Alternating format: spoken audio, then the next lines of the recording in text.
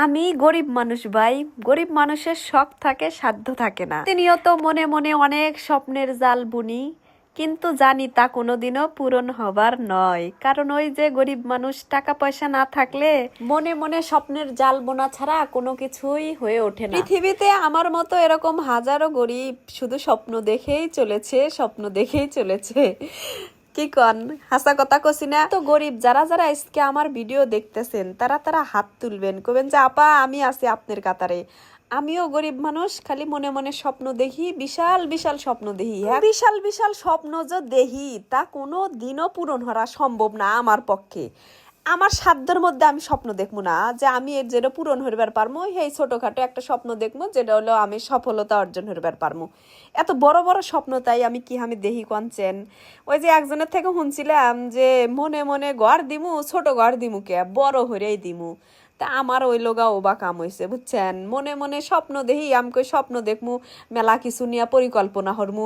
এই ছোটখাটো পরিকল্পনা কিসের জন্য হরমু, বিশাল বিশাল পরিকল্পনা হরমু। বাস্তবায়ন ওই কার না ওই, মনের আশা তো পূরণ হয়। মনের আশা আর বাস্তবে সত্যি সত্যি একটা স্বপ্ন পূরণ হওয়া দুই জিনিস। বাড়িতে আছি আজকের দিন রে এত সুন্দর, বেনা মেলাক্ষণ বাদল হয়, হারাডো দিন বাতাস রোদ নাই কিছু না। বেটাক করলাম যে নবাইর থেকে ঘুরে আসি গিয়া, বেটাক নিয়ে বাড়িতে আসি। বাড়িতে এসে দেখি যে ধান কাটছে, কামলারা বাইরে থুয়ে যাইবো কিন্তু বাইরে নেই কে। ওই যে বাদল নামছিল আর ওই যে কাম পিছে গেছে গা। শহরে দেখি কোনো কাম কাজ নাই, না হরে আল্লাহ হাগনারা দিলাম, জাটা দিয়া ধান আল্লাহানি জ্বর হইরা থুইলাম। অমিরা বেটা দেখি যে আম গাছে উঠছে, বেটাক করলাম যে দেখি একটা আম ফিক্কা দিয়েছেন, ক্যাচ ধরবার হারি নাহি। কিন্তু আমি তো ব্যর্থ হয়ে গেলাম গা, মোবাইল বিলা চা থেকে আম ধরবার পারলাম না। ওই যে ভিডিও হইবার নছি, পরে আম একটা পাইরা খাইলাম, খাইয়া দা দেখি যে না ভালোই মিঠা, কিন্তু আম নষ্ট হয়ে গেছে গা। আগে এই আম কত স্বাদ নাকছে। পরে এই যে আমার চাচাতো ভাই আবার আর একটা আম এনে দিতেছে যে এটা খা গাছ পা, হে স্বাদ নাকবো। আমের স্বাদই আলাদা। পরে এই আম খায়া বাইবুরি খারা আছি, অমিরা থেকে শুনতেছি যে কারা জানি মুরগি বেচবো, মাইকিন হইতেছে হেই বড়ইতলা মাঝিপাড়া।